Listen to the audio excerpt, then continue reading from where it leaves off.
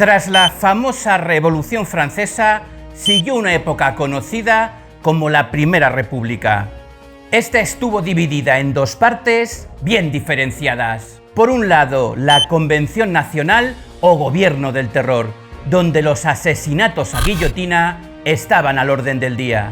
Y por otro lado, la etapa del Directorio, donde 5 directores gobernaban el país siendo elegidos por sufragio, aunque estas eran anuladas si el resultado no era el esperado por sus dirigentes. Después de la citada revolución, Francia entra en guerra con todas las grandes potencias monárquicas europeas, con la intención de acabar con dicho régimen en el viejo continente.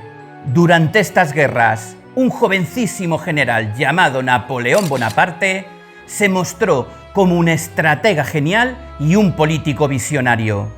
Y así, derrotando a los austriacos y plantándose a las puertas de la mismísima Viena, el joven Bonaparte llega a acuerdos con estos por su propia cuenta, cosa que no fue para nada del agrado del Directorio. Así que enviaron al prometedor general a dirigir la campaña de conquistas en el norte de África, alejándolo de paso de la capital, ya que percibían que podía ser un peligro. Y estaban en lo cierto. En 1799, Napoleón regresa a París, con la intención de dar un golpe de estado, aprovechando su situación como general más popular de ese momento. Consigue triunfar en su intento, instaurando un nuevo método de gobierno, llamado el consultorio, en que 3 cónsuls dirigían el país, de los cuales él era un miembro. Pero no tardó en ir asumiendo cada vez más poderes a título personal, hasta que por referéndum fue elegido emperador a título vitalicio en mayo de 1804. A partir de ahí, y como nuevo emperador, inició sus campañas para proveer a Francia de aquello que reclamaba su título, un imperio. Y el principal obstáculo para esto era la primera potencia del momento, el Imperio Británico. Su intención era invadir la mismísima Inglaterra, y para ello formó, junto con España, por aquel entonces aliada, una flota combinada, cuyo objetivo era acabar con la Armada Británica e iniciar el ataque terrestre. El año 1805, en la batalla de Trafalgar, la flota inglesa, al mando del almirante Nelson, derrota a la Armada franco-española, haciendo que Napoleón olvidase, al menos de momento, sus planes de invasión. Pero los conflictos con sus vecinos europeos estaban lejos de llegar a su final. Una coalición formada por Inglaterra, Austria y Rusia intenta expulsar a las tropas francesas de los territorios que se habían anexionado, como Países Bajos, Suiza o Génova. La respuesta de Bonaparte fue atacar Viena, enfrentándose a un ejército austro-ruso muy superior en número, al que venció de forma brillante, obligando a los austríacos a abandonar la coalición y ceder algunos territorios al emperador galo. Siguió avanzando hacia el este y poco después, en 1806, tomó Berlín, sin que nadie pudiese oponerse a su genio militar.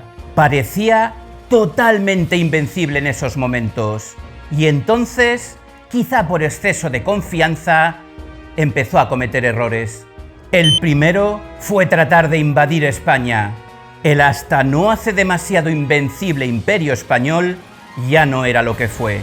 Debilitado por la mala gestión de sus reyes y políticos incompetentes, ya no era ni la sombra de la gran potencia que tan solo un siglo antes causaba pavor entre sus enemigos. Así que pensó en anexionar a su vecino del sur utilizando una treta, con la excusa de atacar Portugal, aliado de los ingleses en contra de Napoleón. Pide permiso para que su ejército cruce España y acaba ocupándola, cogiendo desprevenidos a sus gobernantes y ejércitos. Rápidamente colocó en lugar del rey español a su hermano José Bonaparte. Pero los excesos del ejército de ocupación fueron tales que acabaron provocando una sublevación de la población de Madrid el 2 de mayo. Esto se contagió por todo el país y bien rápido se inició una guerra para expulsar a los franceses de territorio español, que con sonadas victorias como la batalla de Bailén acabaron expulsando al ejército napoleónico de la península ibérica en 1814. Rusia fue el segundo gran error del emperador francés. Aliada en ese momento de los galos, alzó la voz cuando estos se anexionaron los territorios vecinos a Rusia, lo que hoy conoceríamos como Polonia. Además, Napoleón, que controlaba casi toda la Europa continental, había llevado a cabo un bloqueo en contra de Inglaterra. Esto afectaba negativamente a los rusos, que comerciaban ávidamente con los británicos. Ante la posibilidad de ser atacados por los ejércitos del zar, el emperador francés decide adelantarse e invade Rusia con un contingente de 700.000 hombres, llegando hasta Moscú a finales de 1812. Para su sorpresa, encontró una ciudad vacía y destruida hasta sus cimientos, lo que dejaba al ejército francés completamente desguarnecido y sin suministros para soportar el duro invierno ruso que se avecinaba. Esto obligó a las tropas galas a retirarse y volver sobre sus pasos, mientras eran hostigadas por el ejército del zar, que se había reforzado, contando ya en ese momento con 900.000 hombres. Finalmente el emperador fue derrotado y minado su poderío militar en gran manera, a causa de las derrotas tanto en el frente oriental como por la resistencia española a la ocupación. Pero aún quedaba la puntilla a su reciente racha de derrotas. Y es que había hecho muchos enemigos durante todos estos años de conquista. Demasiados. En 1814, una coalición formada por ingleses, rusos, españoles, portugueses, austriacos y suizos atacó al ejército francés, llegando a tomar París en marzo de ese mismo año y obligando a Napoleón a exiliarse en la isla de Elba junto a la costa italiana mediterránea. Parecía que el gran estratega francés acabaría sus días ahí, pero no se rendiría tan fácilmente, y en 1815 escapó de la isla de Elba para volver a tomar el control de Francia, en la que el rey Luis XVIII había recuperado el trono de su familia. Los militares, fieles como si nunca hubiese sido depuesto, le siguieron y escoltaron hasta la capital, asumiendo de nuevo su título de emperador.